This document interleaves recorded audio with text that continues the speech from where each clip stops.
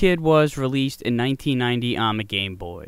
It's the sequel to Balloon Fight, incorporating the Balloon Trip minigame as the foundation.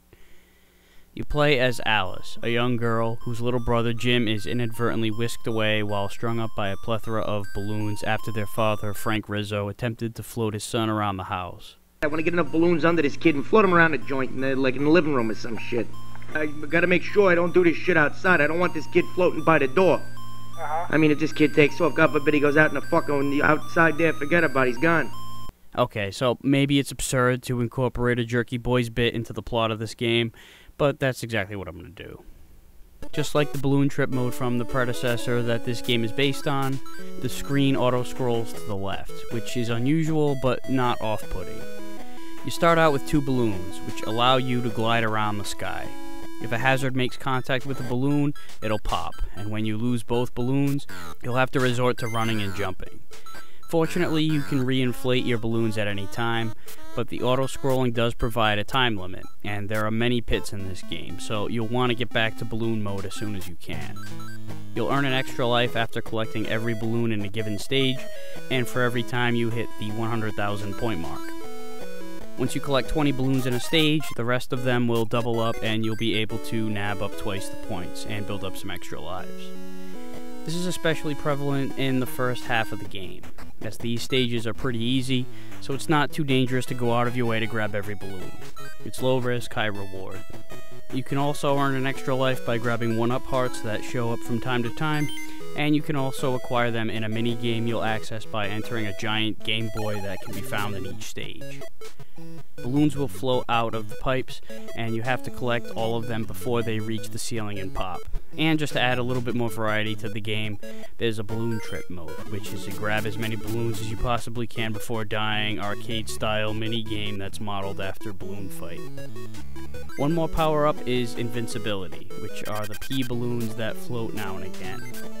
The controls are fair. It's tough to really keep complete control of yourself as you float around, but that's the idea. You're not supposed to be able to move with a lot of free will while dangling underneath a pair of balloons, so in that aspect the physics are on point. The problem is you're just as slippery when on foot, and with all the pits, it's all the more reason to reinflate the balloons if they both pop. The first few stages are pretty damn easy, like I said. There's a noticeable lack of enemies, and some of them don't even hurt you. They just pop your balloons or knock you around a bit. So it's kind of a game of collect all the balloons early on. The difficulty does increase in the latter half of the game, which is when the game really starts to pick up. So if you don't find yourself getting too bored in the beginning, Balloon Kid will definitely hold your interest.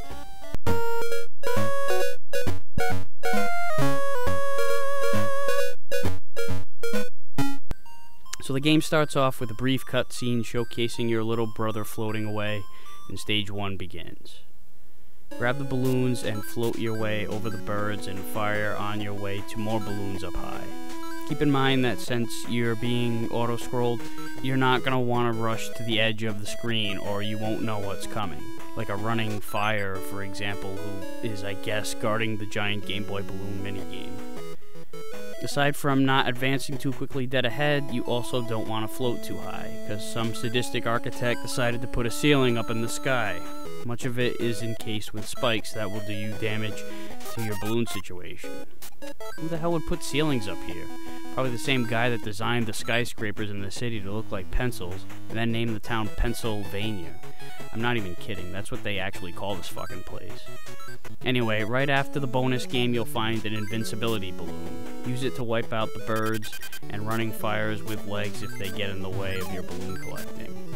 After traversing over a long open water pit, drop the balloons, grab this 1-up, and then pump your balloons. After some more birds and balls of fire with legs, you'll have reached the end. The second stage is in the woods.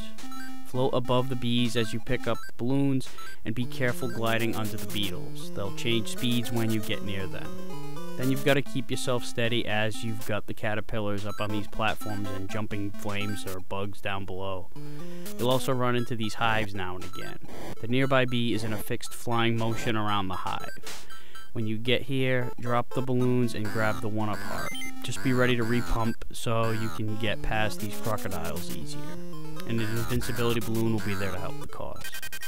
When you get here, ease your way against the wall before ascending, so you don't bounce off and hit the beetle on the way back. Stay away from these falling spiked balls or whatever. They break off into 4 pieces after they land too, so heads up.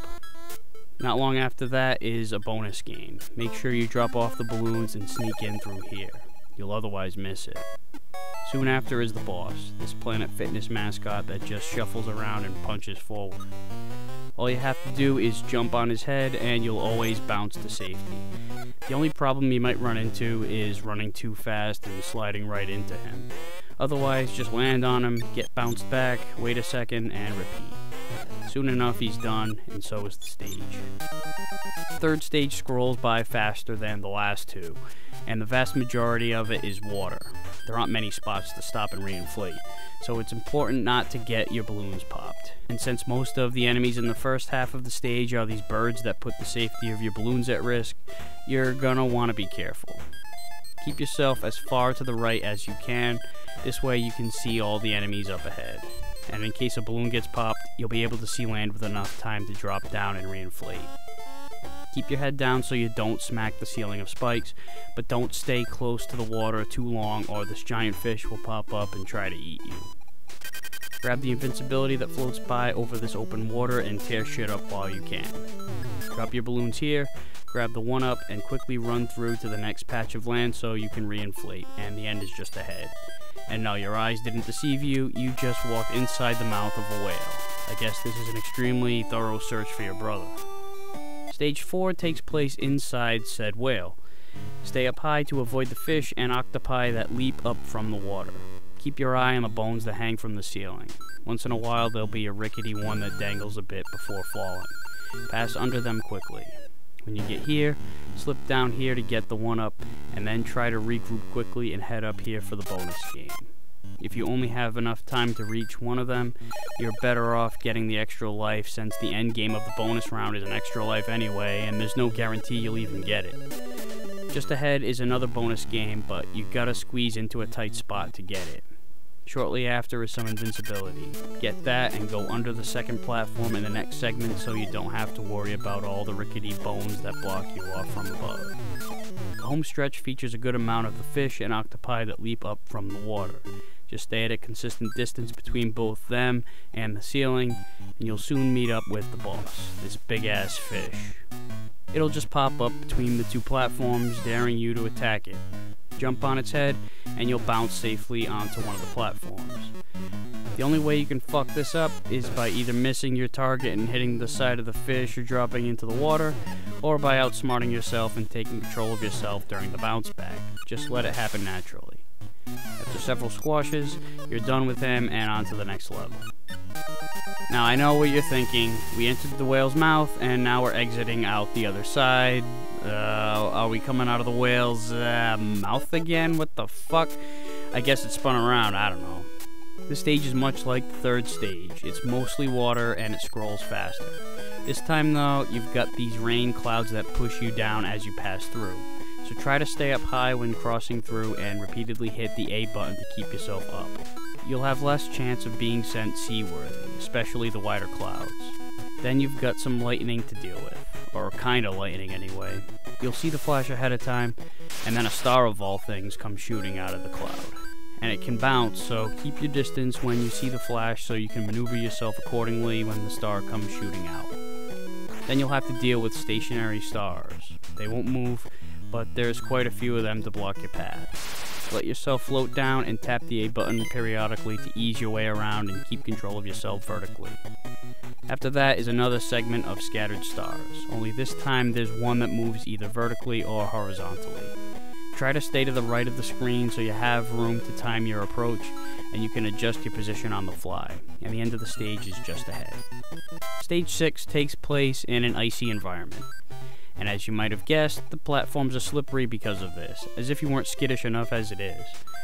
Early on, you've got these penguins that dart off straight ahead whenever you approach them, so all you have to do is not be level with them and you're cool.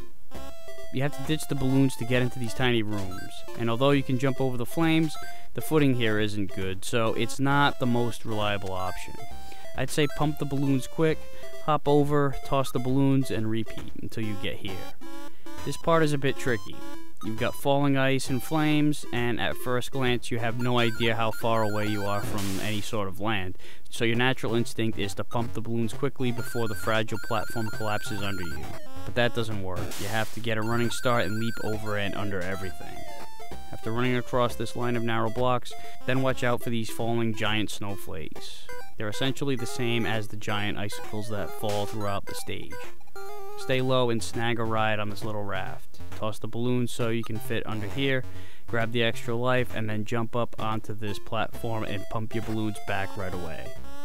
The rest of the way is mostly bullet penguins and the occasional walrus. Stay relatively low to sail under the penguins and float above the walruses. All they do is wander back and forth. The boss is a snowman with a metal bucket on its head. Said bucket is also used as a weapon. He'll walk back and forth, the bucket will spin atop his head, and then he'll launch it into your general direction.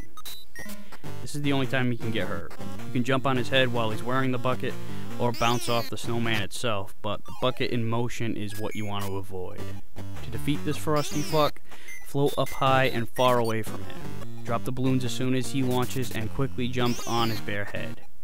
The further you are away from him, the more time you buy yourself to land your attack. So stay as far away as you can, and you'll be done with him soon enough. Stage 7 takes place in a cave, and there are a lot of narrow spots you have to slip your way through. Like in earlier stages, you have to watch out for falling shit, in this case, spiked rocks.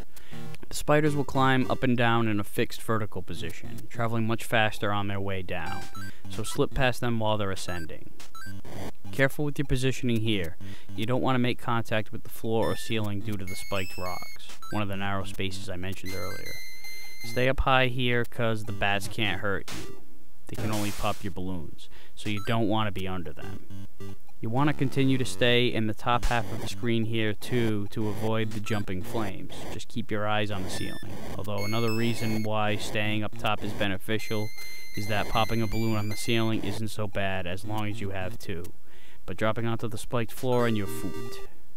However, you do want to drop down a tad and then speed up so you don't get tagged by this falling boulder and its ensuing debris.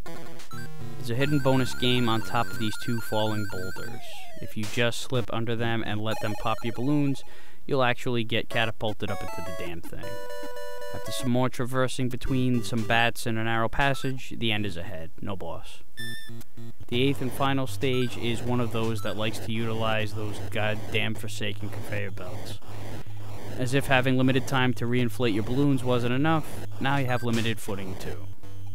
Wait for the flames that fire out of the pipes to retract before passing. When you get here, you're gonna have to quickly leave your balloons behind and make a mad dash back down here before the screen doesn't allow you to do so.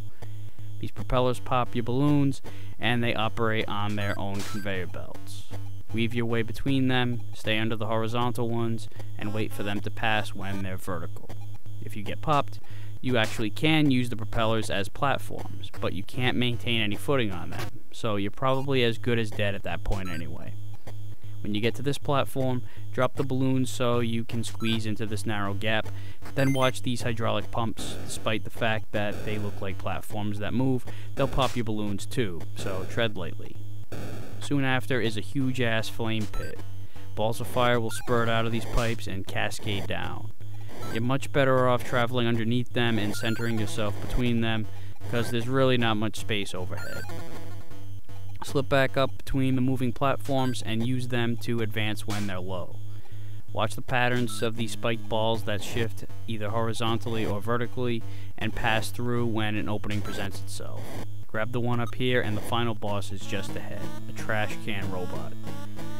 So at this point, you have to ask if the Frank Rizzo storyline I conjured up was really any more ridiculous than this fucking robot kidnapping your little brother, whatever the hell is going on here.